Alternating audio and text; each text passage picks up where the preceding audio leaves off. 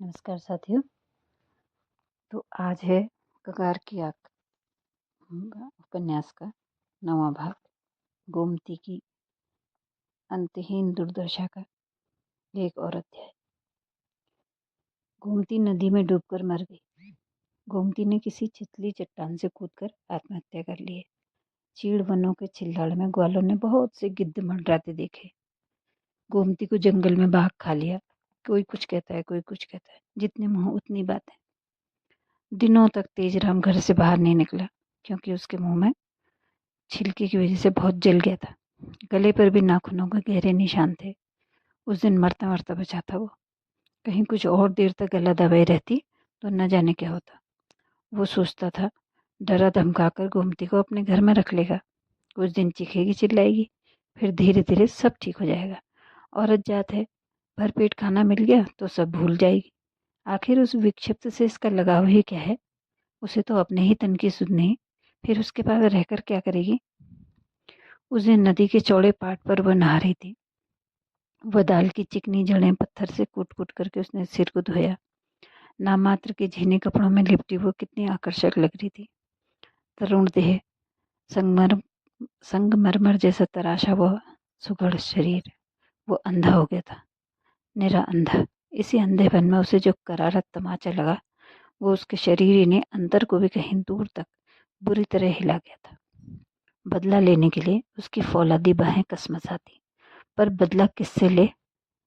एक पाक भी पूरा अभी बीता नहीं था कि किसी ने गांव में आकर सुनाया कि गोमती मरी नहीं है, नरसिंह डाडा के खुशहाल लोहार के घर बैठ गई है। वो अपनी आंखों से देख के आया है। कलिया का तो उनका मुंह तो सुनते ही खुल गया। ओ भौना, इसी को कहते हैं तिरिया चरित्र। मैं तो चला पहले से जानता था कि वो बदफिल किसी न किसी के संग भागी है। उसे तो घर से बाहर निकलने का बहाना चाहिए था। कलिका की सारी जिंदगी कूटनीति में बीती थी। अब कौन सी तुरुप की चाल चलनी है भली भांति जानते थे। खुशहाल के घर गोमती यूं ही बैठ जाए, उनको कब स्वीकार होता?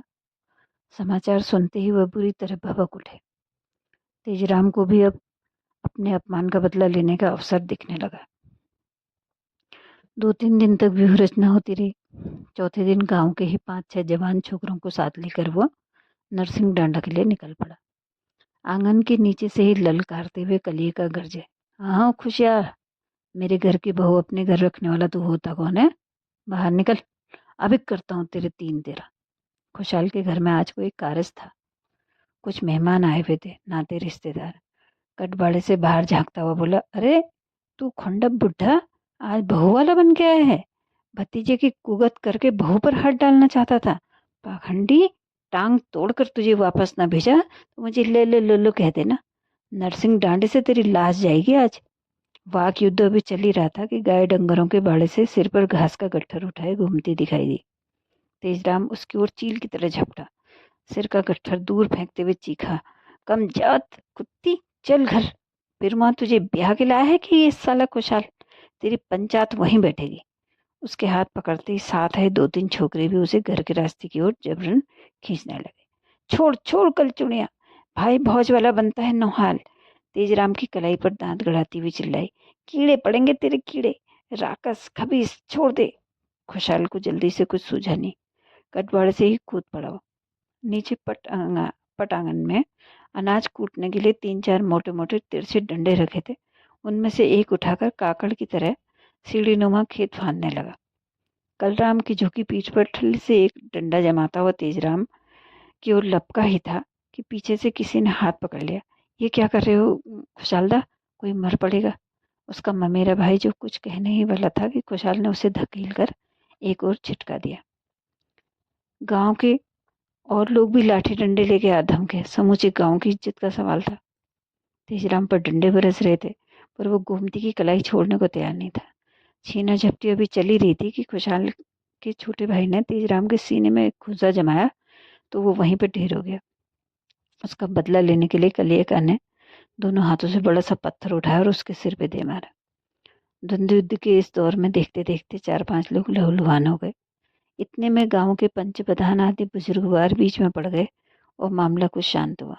मेरे भतीजे से जब इस औरत की शादी हुई है प्रधान को संबोधित करके हाँफते हुए कलिका ने कहा, तो इसके घर कैसे रह सकती है?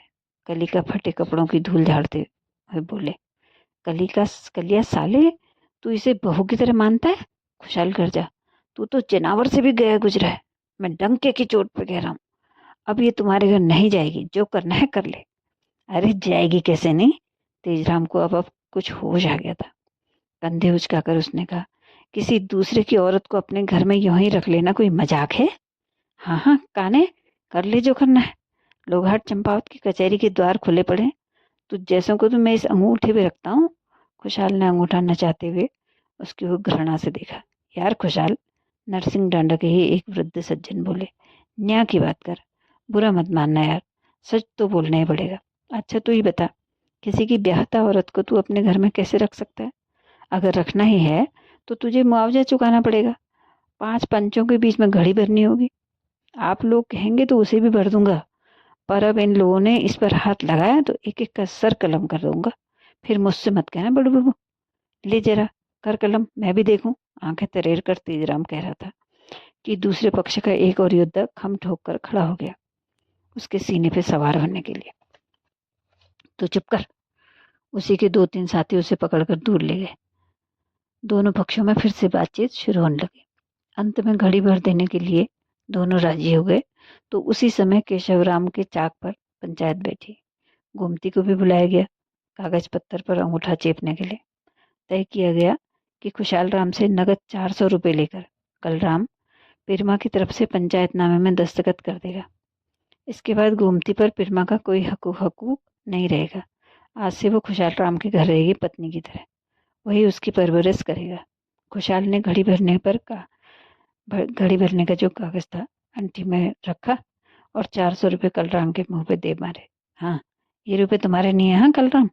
कलराम ने पीले गंदे दांत निपोरते हुए कहा, एक ही घर की बात है, बीमार होने के कारण पिरमा नहीं आ सका, अब घर जाके सौंप देंगे, क्या फर्क पड़ता है, एक ही घर है। अजब जीव निकले कलिया का, हार को भी जीत में बदल दिया उन्होंने, जाते जाते भी इतना अधिक वसूल किया। गोमती कहीं भाग जाए ऐसा तो कब से ही चाह रहे थे। घर जाकर एक फटी बंडी पिरमा को पहना दी और झीना सा एक सस्ता कुर्ता कुन्नू के गले में डाल दिया। कुन्नुआ भेड़ बकरी चराएगा, पिरमा लोहा पीटने में मदद कर देगा। धौंकनी तो बैठे बैठे दिन भर चला ही सकता है। तो ये थी गोमती की दर्द भरी दास्तान। अब आगे की कहानी अगले अध्याय में पढ़ेंगे मित्रों। नमस्कार।